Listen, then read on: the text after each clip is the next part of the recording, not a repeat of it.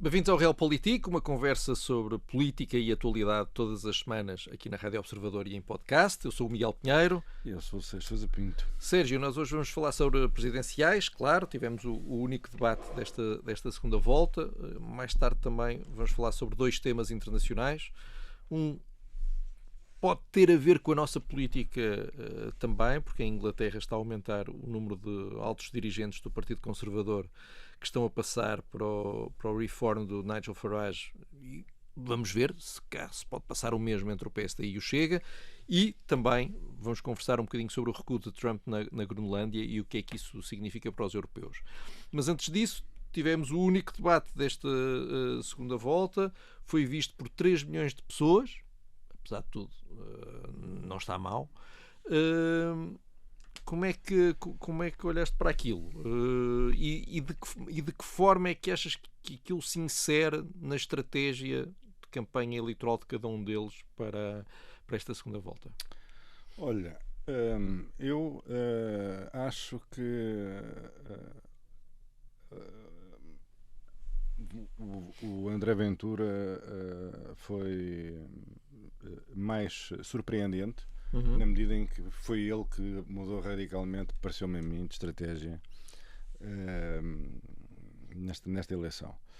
O António José Seguro, do meu ponto de vista, correu-lhe muito melhor o debate, acho que foi o vencedor do debate, mas manteve o registro habitual nele. Portanto, sou um candidato. Toda a gente sabe quem eu sou, de onde é que eu venho, quais são as minhas origens políticas. Não venho aqui para renegar as minhas origens, mas sou o candidato dos democratas, os que defendem o funcionamento regular das instituições, os que defendem a Constituição, enfim. Manteve-se no registro quase pré-presidencial, não é? Uhum.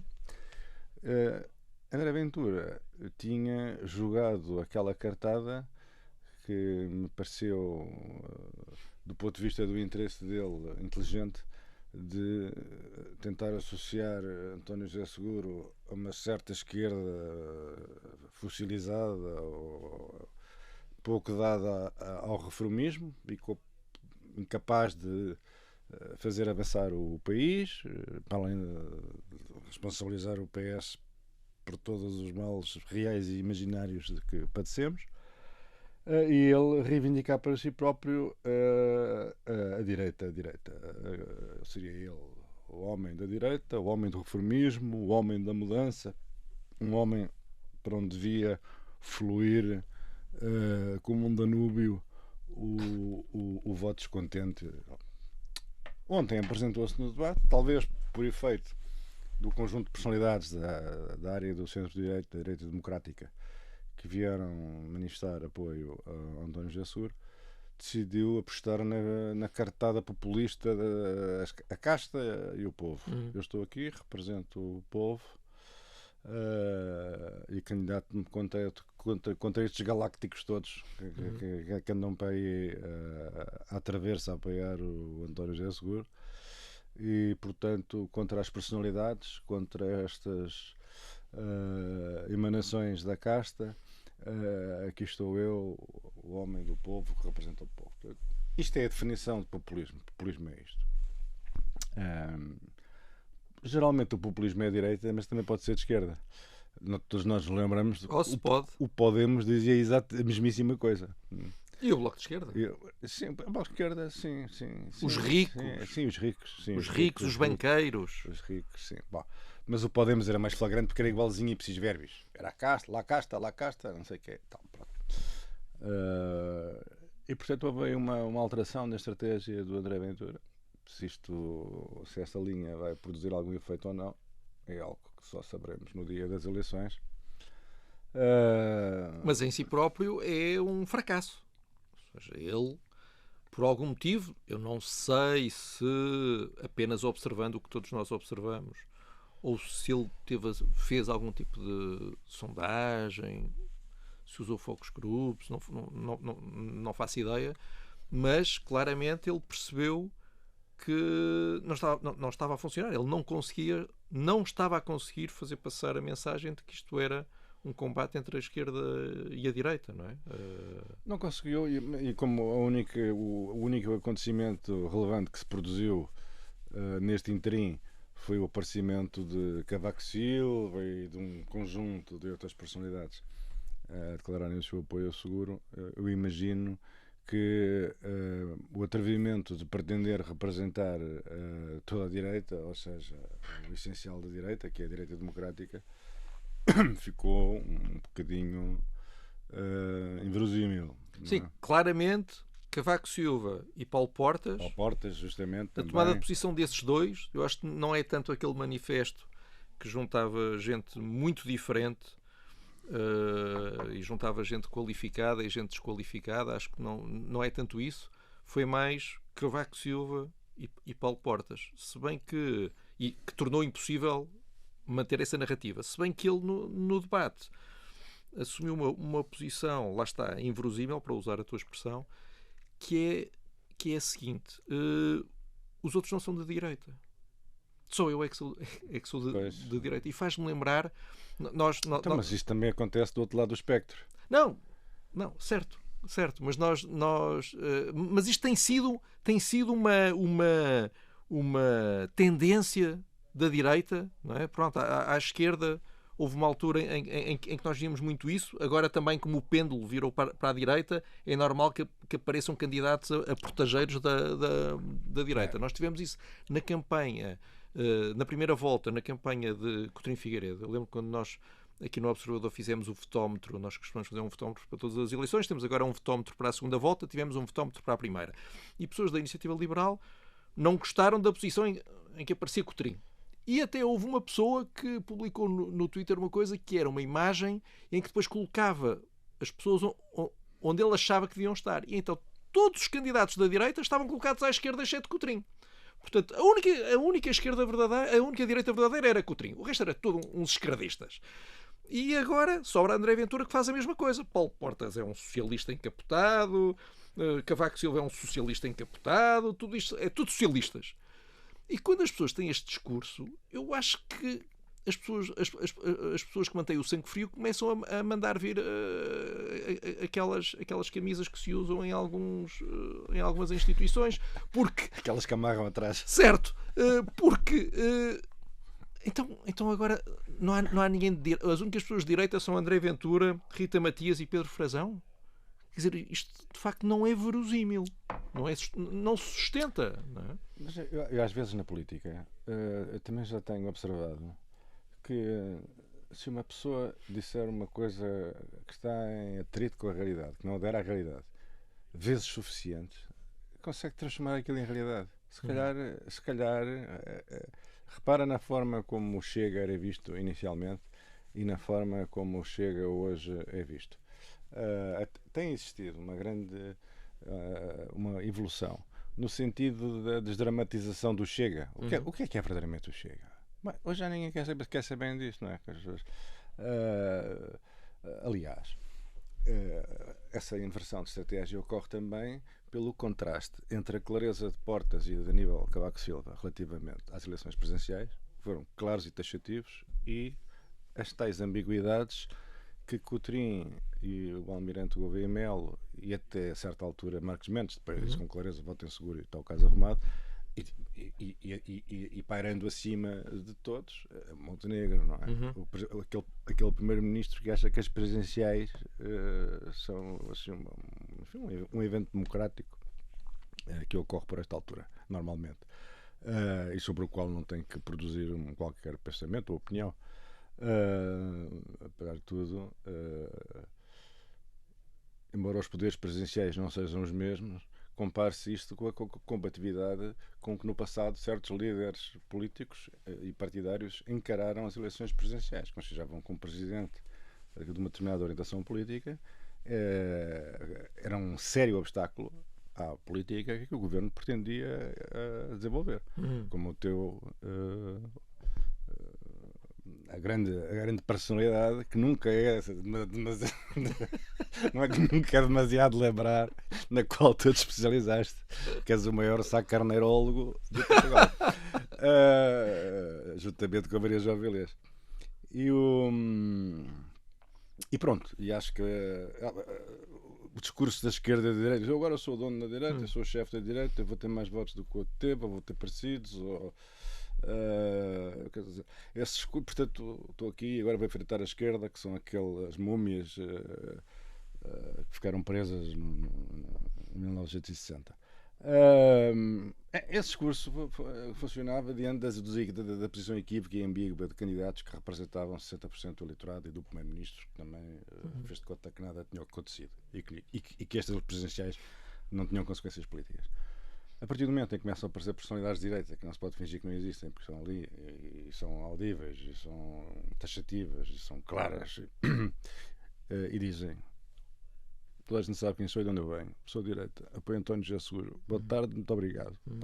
A partir daí, reivindicar a liderança da direita torna-se um bocadinho mais complexo, um objetivo um bocadinho fora do alcance do mais habilidoso. E além disso, a sondagem da TV e CNN de ontem tinha alguns dados mais finos, como se costuma dizer. Não era apenas uma declaração de voto das pessoas que foram inquiridas. Eles iam tentar perceber de onde é que aqueles votos vinham, e percebe-se que, por exemplo, no caso de Coutinho de Figueiredo, que declarou um apoio muito envergonhado a António José Seguro, aquilo parecia que estava a arrancar um dente, mas pronto, mas que declarou. Nós podíamos dizer, como está a dizer André Ventura, bem, isso é a casta, porque os eleitores vão seguir-me. Não. O estudo de opinião da TV e CNN, a Tracking Poll, mostra uma grande resistência do eleitorado que votou Coutinho e que votou Marques Mendes a ir para André Ventura. O candidato que ficou pelo caminho, que tem mais gente a ir para André Ventura, é Gouveia e Melo. Mas a verdade é que Gouveia e Melo, de facto, teve votantes do Chega em número muito mais expressivo do que qualquer um dos outros, realmente. Houve muitos votantes do Chega que queriam ter uma farda no Palácio de Belém, portanto agora, normalmente, como é natural, estão a voltar para André Ventura. Isso, não estou a ver onde é que André Ventura vai buscar os votos, realmente. Ainda falta uma semana André e meia. Ventura tem os votos do Chega, que já são significativos. Mas depois, embora o Almirante Gouveia Melo e André Ventura sejam duas personalidades completamente distintas e que não têm nada a ver uma com a outra, a verdade é que ambos se apresentam como pessoas que vêm de fora. Um diz que vem contra o sistema, que é o André Ventura, o establishment, como diriam os nossos amigos anglo-saxónicos, e o Almirante vinha como o independente. Não tem nada a ver com isto, sou independente e pronto, essa é a minha grande credencial, também para o Estado a funcionar e tal. Bom, mas sempre com a tónica na independência. Portanto, parece-me que a existência de vasos comunicantes neste eleitorado seja plausível. O PSD que eu conheço, é um partido que realmente de centro-direita, que tem algumas pessoas que se qualificam como de centro-esquerda, sempre teve, não é? E portanto também essa ligação ao PSD não é assim tão evidente. A relação dos grupos mais populares com André Ventura também é outra evidência que ignora pura e simplesmente as barreiras partidárias. Vem gente do PCP, do PS, do PSD, todos os estudos digam, o eleitorado com menor nível de instrução, economicamente mais frágil, apoia desproporcionadamente a André Ventura.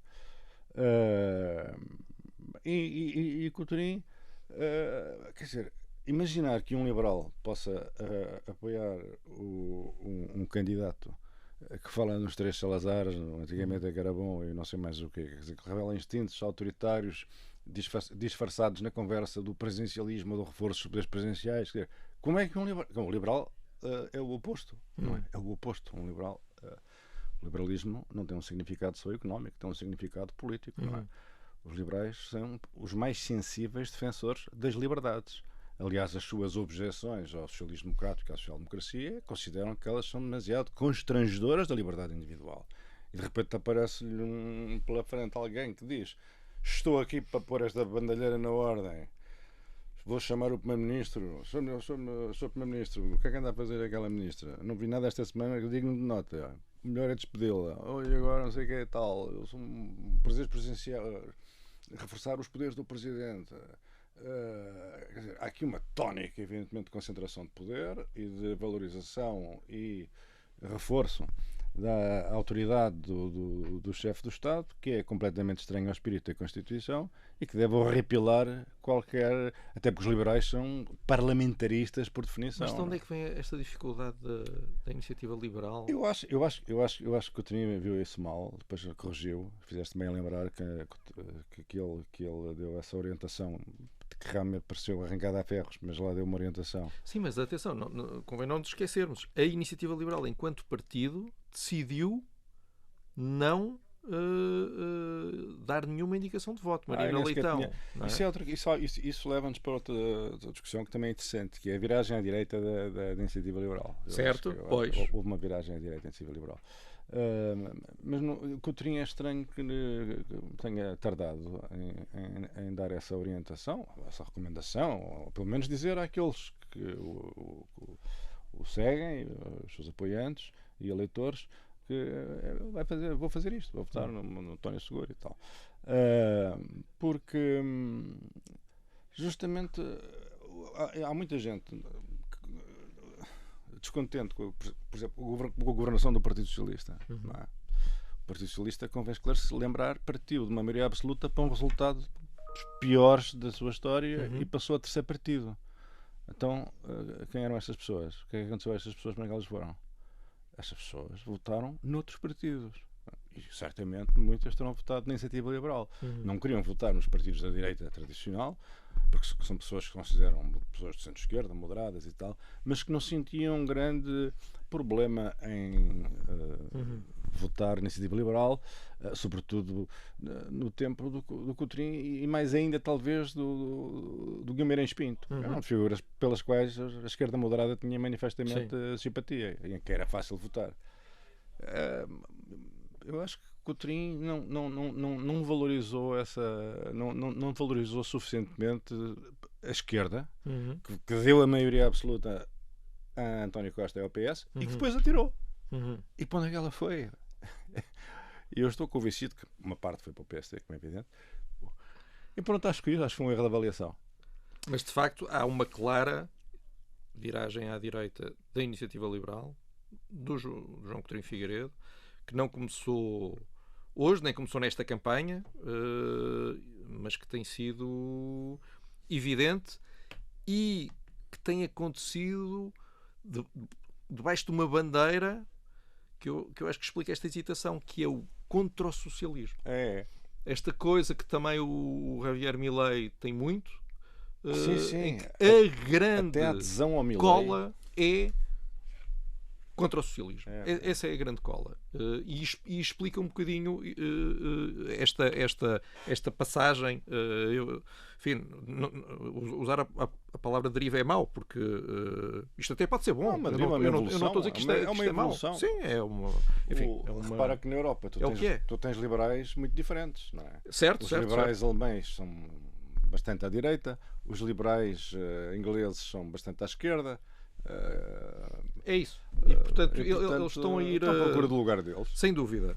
Muito bem, Sérgio, voltamos daqui a pouco para falar sobre o que é que está a acontecer em Inglaterra e se isso pode acontecer em Portugal também, e sobre os mais recentes recuos de Donald Trump. Até já. Bem-vindos de volta ao Realpolitik. Já estivemos a falar sobre a campanha presidencial. Não sabemos que efeitos é que o resultado das presidenciais vai ter na reconfiguração, nomeadamente à direita, mas, Sérgio, se olharmos para o Reino Unido, vemos que lá alguma coisa está a acontecer. Neste momento nós temos um governo trabalhista, o Partido Conservador está na oposição, mas teve muitos anos de governo e ao longo desses anos foi sofrendo uma erosão enorme. Neste momento as sondagens mostram que o Reform está em primeiro lugar, do Nigel Farage, portanto, para simplificar, o Chega do Reino Unido. Está 11 pontos à frente dos trabalhistas, 14 pontos à frente dos conservadores, e o Nigel Farage fez uma coisa interessante, que foi, começou a haver algumas figuras dos conservadores a desertarem para o Reform, e ele disse: Meus amigos, vou pôr aqui um prazo guilhotina. Nós vamos ter eleições locais, eleições autárquicas a 7 de maio, no Reino Unido. Quem vier para o nosso lado até 7 de maio tem lugar na primeira fila. Quem vier depois, porque a seguir as coisas vão acelerar muito para novas legislativas, olhem, fica à porta. E nós temos visto uma debandada de atuais e ex-deputados dos conservadores. Já há 5 ex-membros do governo? Sim, 5 atuais deputados Tory que foram para o Reform, 22 ex-deputados que foram para o Reform. Nas últimas 2 semanas houve 3 deputados, né, que foram para o Reform. A última é a Suella Braverman, que foi ministra da Administração Interna dos conservadores. Ou seja, enquanto em Portugal o Chega só consegue ir buscar ao PSD figuras, eu vou tentar ser simpático, que ninguém sabe quem são, e se soubessem assustavam-se. No Reino Unido, pelo contrário, o Farage está a conseguir atrair elementos de primeira linha, que eles chamam Big Beasts, para desertarem. O que é que podemos tirar daqui para olhar, claro, para o que se passa no Reino Unido, mas também pistas para Portugal? Eu acho que temos que pensar como Tucídides. Tucídides dizia, sendo a natureza humana aquilo que é, muitas frases na sua história da Guerra do Peloponeso fazem a referência à natureza humana, que é aquilo que é. E, portanto, ele considerava a natureza humana uma evidência de tal ordem que não discutia a sua existência. Não é? E, portanto, não me admirava nada que em Portugal, se um dia o Chega tiver sondagens tão expressivas como tem o Reform e o André Ventura tiver a força política que tiver o Farage, não me admirava nada que aparecessem figuras do PSD a transitar para. Aliás, aconteceu já com figuras, não serão de primeira linha, mas já, como tu dizias e bem, já aconteceu. Portanto, Tucídides, sendo a natureza aquilo que é. Agora, eu acho esta coisa no Reino Unido um bocadinho desprezível, para dizer a verdade. Porque esta boa gente que agora está a desertar dos Tories para o Reform, boa parte deles foram ministros. Esta de hoje foi ministra do Interior. Quer dizer, todos estes participaram nos governos que desfizeram o Partido Conservador, não é? E, portanto, e agora com este descaramento, eu para preparar o programa fui ouvir o discurso dela naquela convenção em que o Farage recebe de braços abertos. Sim. E, sinceramente, aquilo agoniou-me. Achei mesmo horrível. Achei uma traição aos conservadores. Porque, de facto, se o partido chegou ao estado a que chegou, foi por causa dos tais anos de governação medíocre, nos quais esta senhora colaborou ativamente num nível mais elevado de responsabilidades. Ainda por cima, esta senhora, julgo eu, devia ter provocado eleições intercalares. Ou seja, muda o partido, há eleições. Perco o mandato. Mudei de partido, perco o mandato. Ou vai a eleições para tentar. E vai a eleições agora, claro, dando a cara pelo Reform, e os conservadores porão outra senhora, outro cavalheiro, seja quem for, a dar a cara pelo partido, e depois logo se vê. Agora, isto assim, não gosto. Ela até tem uma história pessoal engraçada. Porque, engraçada para mim, para ela não há de ter graça nenhuma. Ou pelo menos para o marido. Ela é casada, o marido era do Reform. E quando ela era ministra, as críticas do Reform eram tão violentas que ele abandonou o Reform por fidelidade conjugal. Tipo, entre estes ordinários e a minha mulher, escolha a minha mulher. Escolha a minha mulher. E agora a mulher vai para o Reform. Não sei se ele vai voltar ao partido, se não vai essa história é magnífica. Voltar ao partido, mas é maravilhoso. Um dos deputados atuais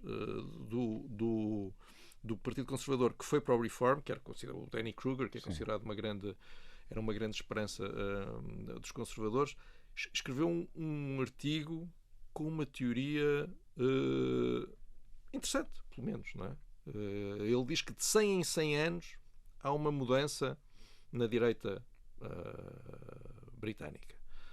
Eles tiveram o partido Tory em 1680, depois, 1780, os Whigs que apoiavam o William Pitt aproximaram-se deles e houve uma mudança. Surgiu o Partido Conservador em 1830, o Partido Conservador e Unionista em 1910, e que agora, nos anos 2020 e tal, esta passagem para o Reform é só mais uma mudança de pele da direita britânica para manter a vitalidade e tudo mais. Mas a verdade é que são dois bichos muito diferentes. Não é? Eu acho que, quer dizer, o Partido Conservador não deve ser subestimado. Tu dizes 1670, salvo erro. Eu sempre tive a ideia que o partido tinha 200 anos, mas provavelmente é mais antigo. Mas é o partido com mais sucesso da história da democracia. Certo. Quer dizer, está aqui há séculos e governa quase sempre. Não é? Houve uma série de governos trabalhistas e antes Whigs, liberais, mas o Partido Conservador é um dos partidos mais bem-sucedidos da história. Não é? E desvalorizar o Partido Conservador e abraçar esta coisa do Reform. Bem, eu acho que constitui um risco, mas estas pessoas viram uma luz e, portanto, agora estão interessadas em importar o trumpismo para o Reino Unido e são os profetas do trumpismo no Reino Unido. E o Partido Conservador não tem nada a ver com isso, não é? É um Partido Conservador, o Partido Conservador inglês. Eu conheço relativamente o Partido Conservador porque tive uma data de anos no Parlamento Europeu, onde convivi com muitos conservadores. É um partido que sempre foi um partido muito diverso, não é? Aquilo que nós chamamos de centro-direita, eles chamam os wet Tories, não é? Os wet Tories. Ou os One Nation Tories, não é? Uma nação, que é a tradição do Macmillan e tal. E depois, os outros, mais à direita, depois tem no Parlamento Europeu, os conservadores mais equilibrados e razoáveis, e que geralmente mandavam no partido, mandavam assim os mais reacionários, excêntricos, extravagantes. Exportavam para o Parlamento Europeu. Iam para o Parlamento Europeu. O Parlamento Europeu tinha uma galeria extraordinária de personagens, tipo companheiros ideológicos de Gengis Khan. Bom, e de tal maneira aquilo não corria nada bem, que eles a dada altura, e tu lembrar-te disso, separam-se dos conservadores europeus. Estão os democratas cristãos alemães, e não sei que a CDU, e aquela malta toda. E também os herdeiros do gaullismo, e os Tories saem. É uma cisão pela direita. De facto, uma pessoa que conhecesse aqueles Tories percebia que é que tinham a ver com a nossa direita, com o PSD, com o professor Cavaco Silva. Não havia nada. Portanto, de facto, o partido Tory fazia aquilo que o Portas prescrevia para o CDS. Não havia nada à direita daquilo. Certo. Pronto. Okay? À direita do CDS está a parede. Sim. E a mesma coisa acontecia no Reino Unido, não é? Sim, e agora a parede caiu, está lá o Farage, que está a conseguir fazer uma coisa, apesar de tudo, que o André Ventura não conseguiu, que é dar espaço a estas figuras. Eles também só se mudam para o Reform se souberem que vão ter alguma margem de manobra, não é? Que não vão ser só vassalos do Farage, não é? Eles está a tentar arranjar-lhes ali algum espaço. E tem graça falar dos Wets, porque esta semana surgiu um novo grupo dentro dos conservadores de Wets, precisamente, a dizerem não, o caminho é o centrismo. Claro que os chamados eles têm uma coisa também, eles têm carregadas de designações. Os grandees do Partido Conservador. Quem são os grandees? Os grandees são os tipos que têm um grande cursos honoram na política. Foram várias vezes ministros, ou são cavalheiros de uma certa idade, figuras respeitáveis e tal. Ou são representantes da declinante aristocracia que sempre esteve associada, com exceções notórias, como o Tony Benn, mas que sempre esteve associada ao Partido Conservador. Então os grandees sempre tenderam para o centrismo. O centrismo, o Michael Heseltine, o Clark, aquele... como é que se chamava aquele político que fez aquele discurso assassino para a Thatcher no Parlamento, o Douglas Hurd? Não, Douglas Hurd, justamente. Quer dizer, portanto, os grandes do partido, não é? Assim, os conservadores respeitáveis sempre foram. Depois aparecem há outros grandes no partido que nos anos 60 são aqueles que introduzem a ruptura ideológica com o velho One Nation Toryism, não é? E que serão os inspiradores da Margaret Thatcher. A Margaret Thatcher liberta-se da tradição do conservadorismo à Macmillan e à Edward Heath, não é? E essa sim é que faz uma ruptura no Partido Conservador. Certo. Não é? O Partido Conservador fazia parte do grande consenso do pós-guerra keynesiano, e teve macroeconomia keynesiana. Os wets a morderem as canelas aqueles anos todos. Muitos wets vieram da Thatcher. Repara, o Heseltine foi ministro da Thatcher. Sim, mas quer dizer, mas esteve ali sempre à espera. O Clark foi para aí ministro de 5 ou 6 coisas. Sim, mas sempre a tentar ver se lhe cortavam a cabeça. Não, foi sobretudo a questão europeia. Foi a questão europeia que causou essa o Major também é um wet, não é? Foi a questão europeia, foi a principal razão de dissenso, mas que nunca aconteceu uma cisão. Não é? Os conservadores sempre conseguiram manter unido o partido. Agora não, porque diante do insucesso e da desgraça, de facto, dos últimos anos, os problemas são difíceis de resolver. E o partido dividiu-se irremediavelmente no Brexit. E o Brexit foi terrível para o partido. Eles tentaram que o partido não se dividisse, mas foi impossível. Enfim, mas é interessante olhar... Não te esqueças historicamente que no princípio dos anos 80, quando o Labour se radicaliza, não é? Aliás, o líder da esquerda também é um aristocrata, o Tony Benn, e o Visconde de uma porcaria qualquer, a esquerda do partido, a esquerda que estava à esquerda do Michael Foot, que se tornou líder do partido, é um líder de compromisso, mas muito à esquerda, não é? E há uma série de fulanos, grandes figuras históricas do partido, como o Roy Jenkins e outros que agora não me ocorrem, já falámos deles noutros programas. Sim. Eles saem e fazem o Partido Social Democrata. E o Partido Social Democrata chega nas sondagens a ser o maior partido em inglês. E depois esvaziou-se. Isso vai-se fundir com os liberais. Por isso é que eles agora são os Lib Dems, não é? É o resultado dessa. Porque isso coincide com a Guerra das Malvinas. Não há nada que galvanize mais as multidões do que derrotar a Argentina. Pois, com certeza. Sérgio, derrotas, não é? Trump recuou na Groenlândia, portanto, recuou em termos. Fez um recuo muito visível em termos externos, apesar de haver algumas pessoas como o Niall Ferguson que dizem que foi uma grande vitória, mas enfim, não me parece. E esta semana teve também um grande recuo depois de Minneapolis, depois da morte de um enfermeiro em Minneapolis. Ele recuou também de forma muito visível agora em termos internos. Será que ele está a começar a bater com a cabeça nas paredes que, apesar de tudo, conseguem limitar o poder de um presidente americano? Será que ele está a ter noção de que, afinal, há limites para o poder de um presidente americano? Eu acho que não.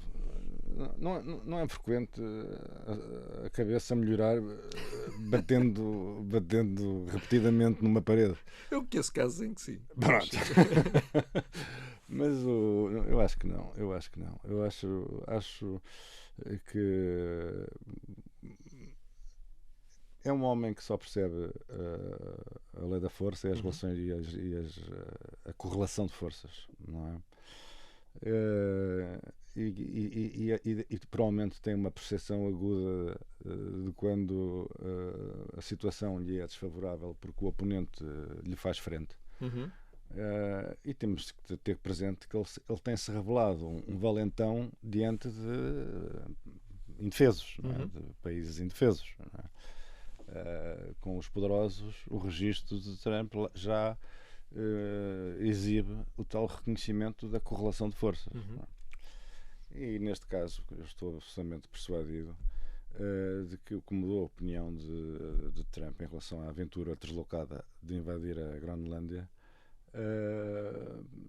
o que foi decisivo terá sido a posição conjunta dos países europeus, que lhe disseram que estariam disponíveis se ele se atrevesse a ocupar parte do território de um país europeu, da União Europeia, país da NATO, país amigo e aliado, que os europeus, que tinham um instrumento chamado mecanismo, instrumento anticoação ou não sei o quê, que permitia uma forma mais rápida. Foi criado para a China, por causa da China. Para quê?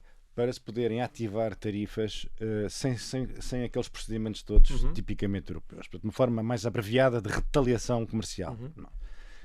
Chamada bazuca comercial. A bazuca. E pensava-se que, bem lá vem a bazuca, agora vai ser usada nesta situação limite. Mas os europeus foram muito mais longe do que isso. Não é? Os europeus explicaram ao Sr. Trump que se ele tomasse essa iniciativa de invadir a Groenlândia, os países europeus iam proceder a uma venda coordenada de títulos do Tesouro americanos. Ou seja, iam aumentar a pressão sobre o dólar numa época em que já se sente as incertezas relativamente ao futuro do dólar como grande moeda de reserva e ao chamado privilégio exorbitante americano por ser o país que emite os dólares que quiser. E esse choque, o processo teria que ser lento, mas coordenado e constante, conduziria a uma subida das taxas de juro para a América, que se financia nos mercados, e para os americanos, que têm as suas hipotecas e os seus encargos. Portanto, foi a linguagem, eu acho que foi esta a linguagem a que Trump foi sensível. E ainda por cima, enfim, a beleza da democracia. Vêm aí as eleições intercalares nos Estados Unidos. Trump e os aliados de Trump não dormem à noite com medo de perderem a maioria no Senado e na Câmara dos Representantes, no Congresso, porque se perderem a maioria abre-se a porta para 1, 2, 3 muitos impeachments, como diria, para aqui copiar um bocadinho aquela frase sobre o Vietnã. E se de repente a bazuca económica europeia começasse a ter efeitos no dia-a-dia, na carestia de vida dos americanos, e ao mesmo tempo em relação a Minneapolis, ele vê que 70%, nas sondagens 70% dos inquiridos acham que o ICE, a polícia anti-imigração, por assim dizer, está a ir demasiado longe. Ele começa a perceber que se calhar lá está, ia bater contra a parede nas eleições intercalares, e a dada altura ia ficar numa situação delicada. Pode ser que perca na mesma, mas isto mostra, quer dizer, acho que é interessante perceber que a criptonite contra Trump são eleições. Muito bem, eleições intercalares. Mas isto nós assistimos. O mundo está a dar cambalhotas inverosímeis. Nós também já temos aqui um Trump local. Os ingleses, o Trump britânico está a dar cabo do Partido Conservador. O nosso ainda não causou estragos maiores, mas mais cedo ou mais tarde causará. Em Espanha também andam para lá uns originais. Quer dizer, realmente o conhecimento da história é a única prevenção que nós temos contra estas derivas. Não há outra. Lembras-te dos debates sobre as educações cívicas? Como é que não se ensina mais história? Como é que não se chega à história do século XX? Porque os programas são demasiado extensos. Como é que na educação cívica eu vejo aquelas coisas do ICE, com toda a franqueza. Tu até podes dizer, essa tua associação não faz sentido nenhum, mas eu só me lembro daquelas imagens em preto e branco da República de Weimar, com aquelas milícias fardadas, não é? de castanho, com bastões, a saltarem de caminhões e a baterem nas pessoas. É a única. Quer dizer, o grau de violência, de brutalidade e o sentido da nossa vulnerabilidade, da nossa fragilidade fundamental diante da força bruta. Quer dizer, acho que podemos concordar que ensinar-se mais e melhor história podia nos ajudar em muitas coisas. Sérgio, para a semana, quarta-feira, vamos estar a poucos dias das eleições, da segunda volta, para vermos o que é que vai sair dali. Portanto, vamos ter muito sobre o que falar para a semana. Por isso, olha, aproveita estes dias para respirar. Até para a semana, Sérgio. Vou fazer isso mesmo. Até para a semana. Respirar.